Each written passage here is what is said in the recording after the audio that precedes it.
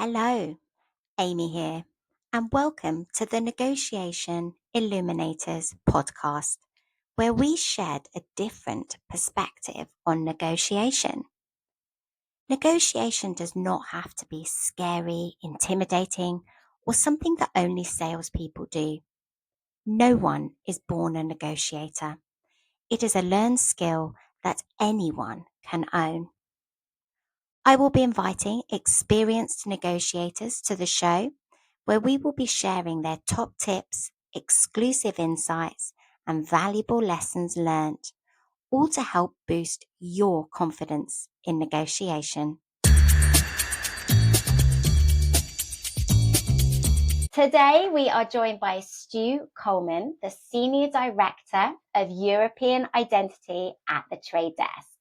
We both work together at InfoSum, and he is here to share his insights and experiences on negotiation. In particular, what does negotiation look like in a privacy and identity space?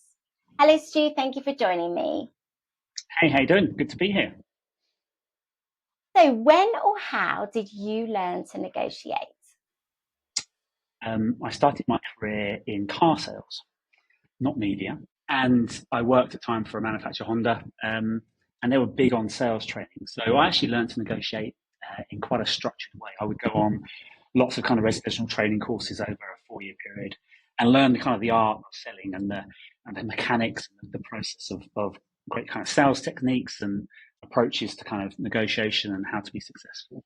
And that's been a really good foundation. And I always say to people when I'm talking about kind of sales and negotiation, the process of selling is quite easy. And go and take somebody off the street, give me 30 minutes with them, and I can teach them kind of the steps they need to go through to be good at selling. For me, passion is such an important part of successful negotiation, certainly in my career.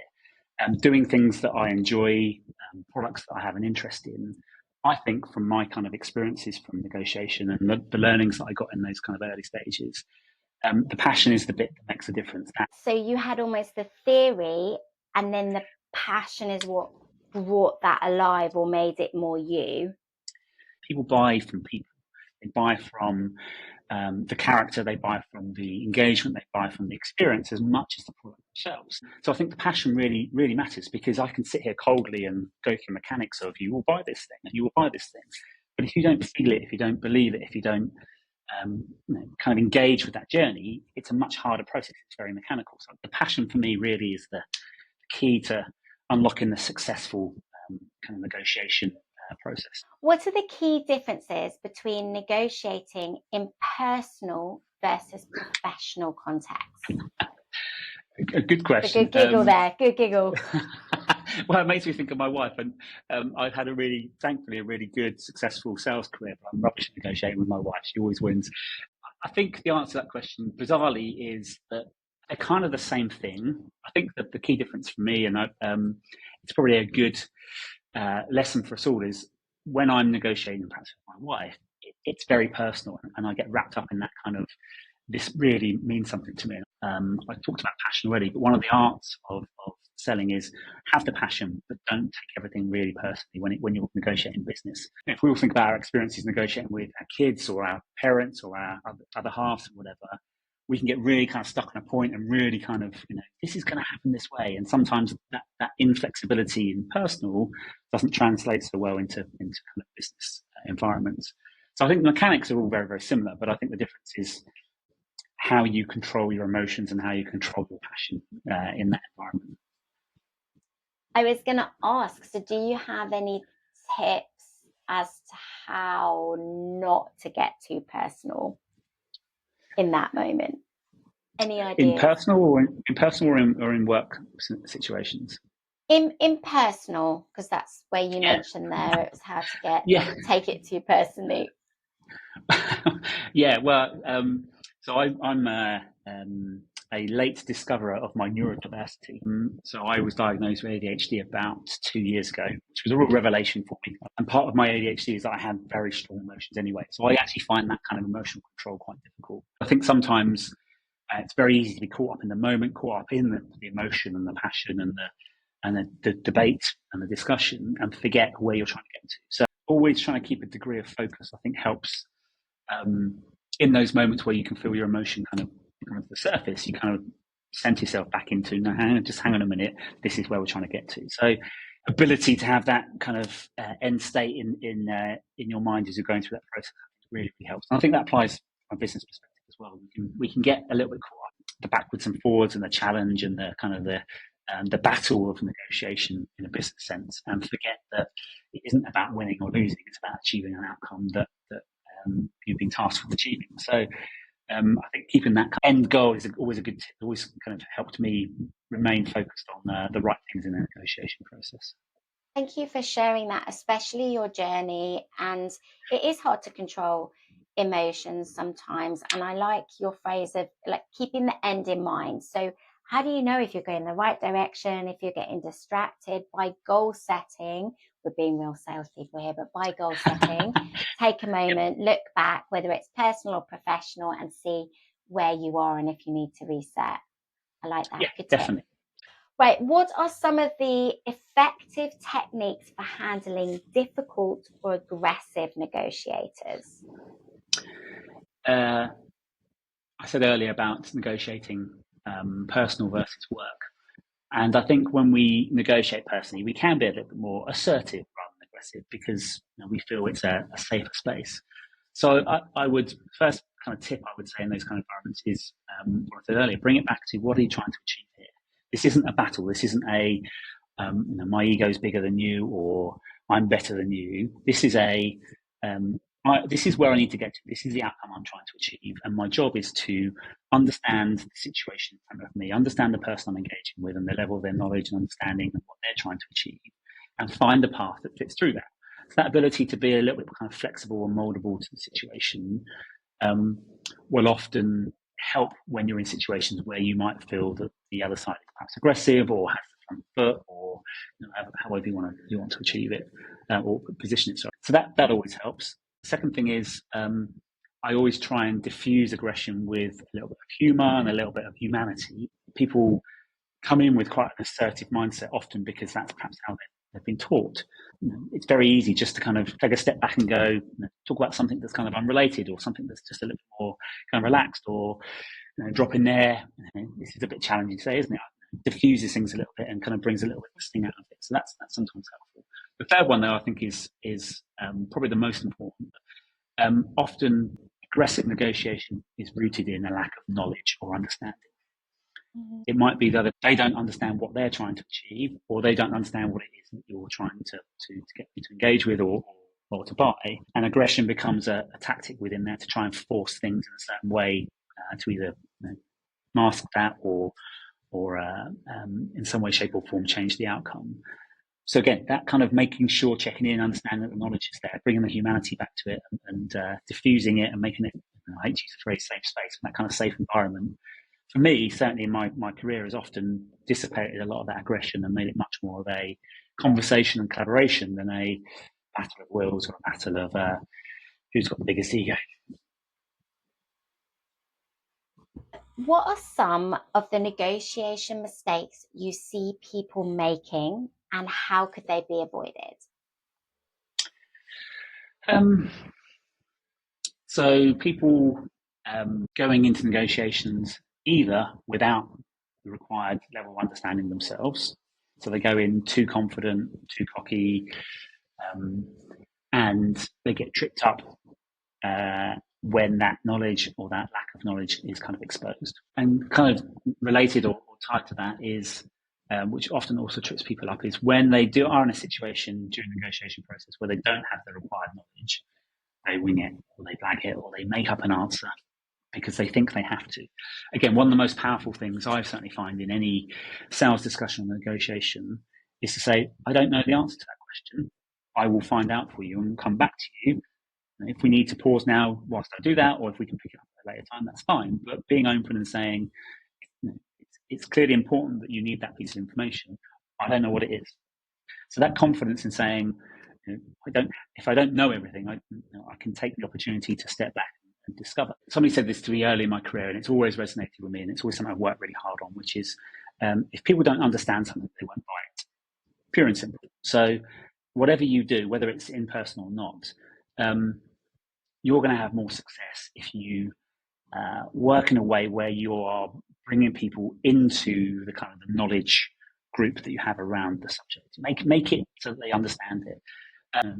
Specifically relevant in the job that I do today, I get to talk about identity a lot, and that incorporates a lot of technical stuff and a lot of privacy stuff, and I get to be a nerd and can really nerd out with people when I want to, which I love doing. But it is, if you look at the kind of the identity landscape, how it works and how it impacts from a privacy perspective on what people need to do and don't need to do, is really, really fundamental to the success of the solution and the relationships that you have with your partners. So it's really important that people buying it truly understand what it is that they're getting into and buying into. So another thing I always try and do is put stuff in a language, or break it down, take the technical out of it, and put it into a language, and kind of give people analogies or kind of visual language that helps them kind of bring it to life a bit. But I also, again, sometimes people are nervous to ask this. I will ask, does that make sense? Or I appreciate I've just said a lot of things to you there. Is there bits in there that you want me just to cover again? And just try and create that atmosphere of this is a safe space. And, I want you to know what's going on, because I want you to understand and buy into this. And to follow on from your asking questions, I always say to people that as well in training, I say, if you ask me a question, I know you're listening, you're engaged. I don't mind if we're disagreeing, but by saying and contributing, you aren't being passive, which I think sometimes can happen in digital forums or technical concepts where it's new and you can see people thinking it through as you're going. The second thing that I find, we were talking about aggression a minute ago. Some people think that the only way to deal with aggression is meet it with aggression. The old saying, two rights don't make a wrong, or two sides of the same sides of a magnet repel each other. Pick whatever analogy you want, but fundamentally, it's almost impossible for two aggressive negotiators to successfully come up with an answer. Remember the aim. What is it that you're trying to achieve here? If the other person is being aggressive, don't be aggressive. Be conciliatory. Be collaborative. Even if that's not your natural style, because that's going to get you the outcome that you want. Yeah, that's so interesting, because often everyone talks about mirroring body language, meeting the other person where they are. Actually, when you get into aggression or uncomfortableness, like you'd said, is notice the opportunity to fill what's missing, what actually needs to be in that environment. Yeah, I think that's a great call out. And the conventional kind of single layer thinking body language, as you said, is to mirror.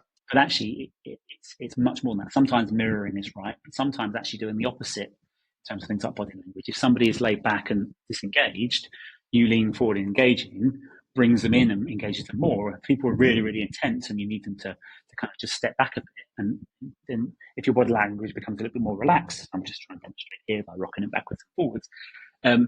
Mirroring doesn't have to be the same. It can be the opposite if that's the right kind of approach.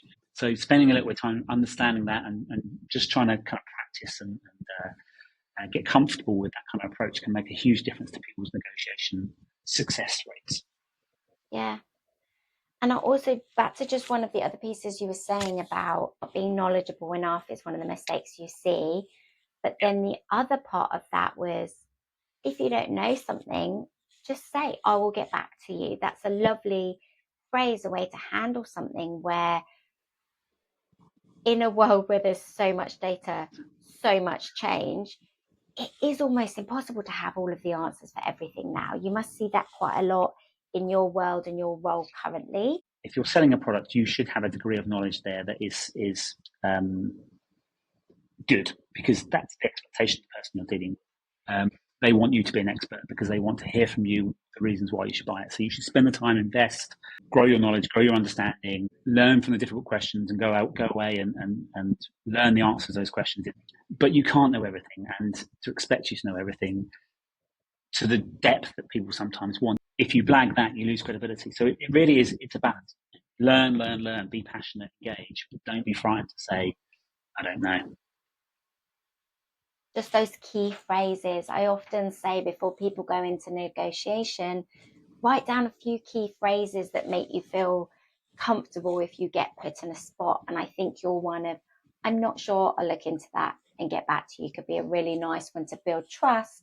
You won't necessarily do the deal then, but you can go back and respond to that. One question I wanted to ask was, what is the difference between selling and negotiation for you? Oh, geez, we could talk for hours on that one. A loose definition. Selling is broadcasting. Negotiation is two-way communication. That's the process we go through to get from where we are to our objective focus.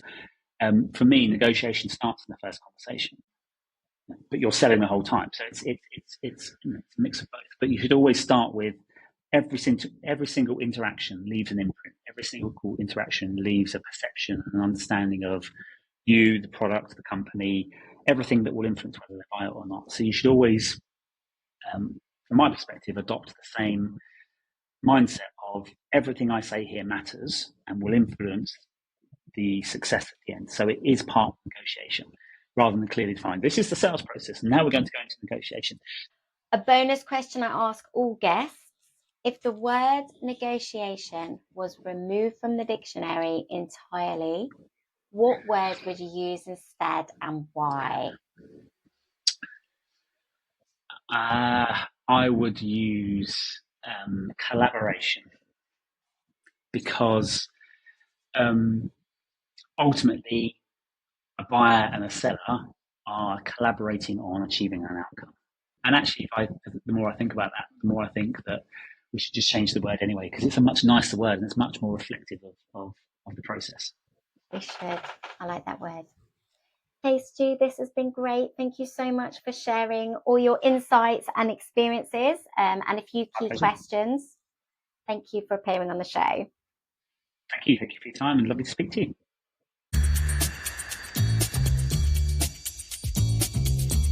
Hello, Amy here.